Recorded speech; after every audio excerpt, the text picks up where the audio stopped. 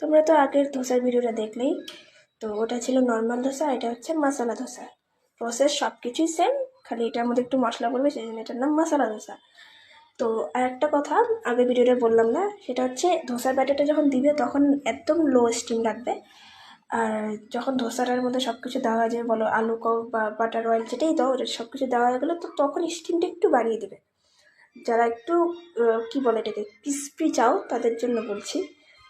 তো এই মশলা ধোসার যেটা মশলাটা, সেটা আমি ঘরেই বানিয়েছি। তো তোমরা যদি কেউ জানতে চাও তো প্লিজ কমেন্টে বলো। আর ধোসার ব্যাটারটা যেটা বানিয়েছি সেটা যদি তোমরা জানতে চাও তো সেটাও বলে দিও কেমনে বানিয়েছি। তো আমি একদিন ভিডিও বানিয়ে দিব ওটার।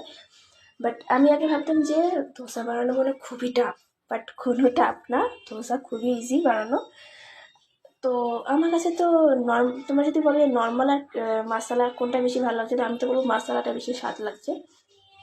কারণ কী বলবো, আমার নিজের রান্না আমি নিজে প্রশংসা করছি, বাট এরকম না, আমার কাছে মশলা ধোসাটা সবচেয়ে বেশি ভালো লাগছে।